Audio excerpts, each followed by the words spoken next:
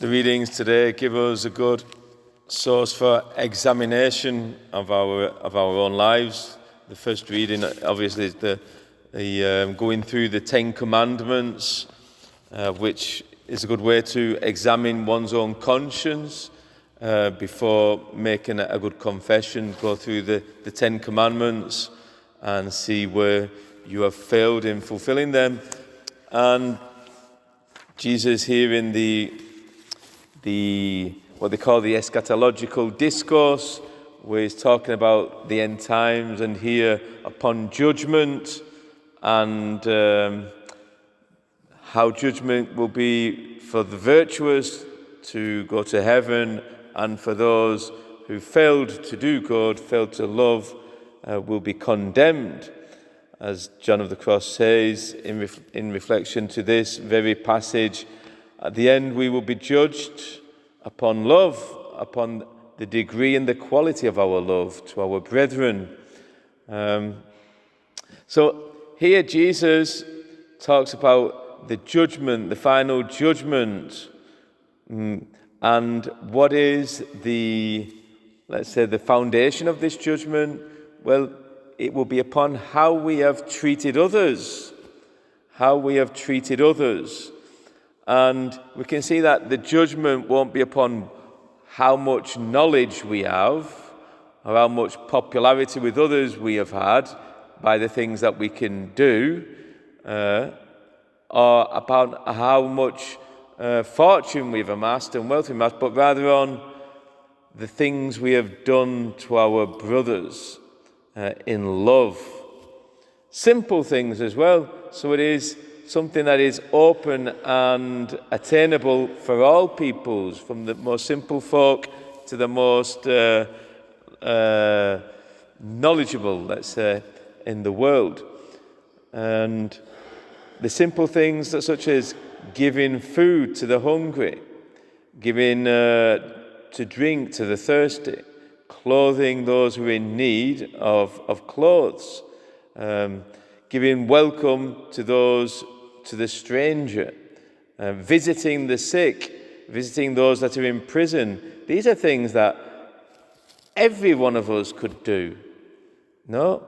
And how many times do we fail to do it? Just walking down the streets there in the centre of Waterford, for example. The people who are homeless there, perhaps we don't have to give them money, but do we give them the time of day? Do we say hello to them and be warm and welcoming to them? Even offer them some food, for example.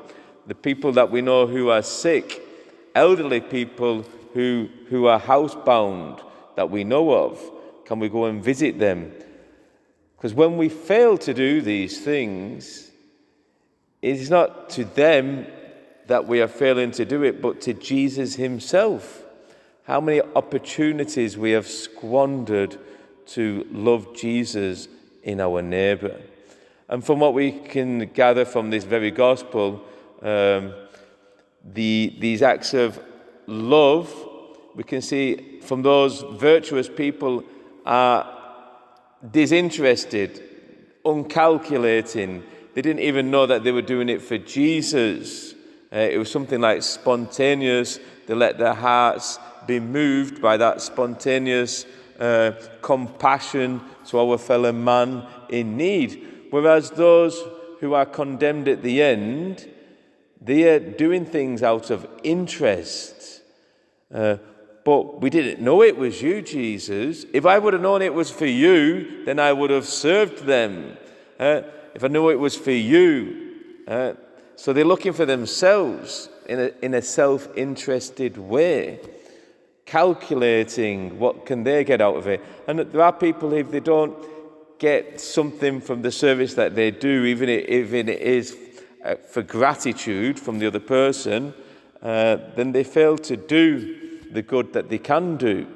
No, when we serve our brothers and sisters, it has to be in a disinterested way, in a selfless way, in an all-giving way, because we're doing it for Jesus, who identifies himself with these poor brethren of ours. That what you failed to do to these, you failed to do to me, said Jesus. So we're in a time of Lent, a time where we are asked also to grow in charity more by almsgiving. So we can ask for that, the gift of an increase in charity in our lives, that our hearts may be open and more welcoming and more giving to our neighbour. Amen.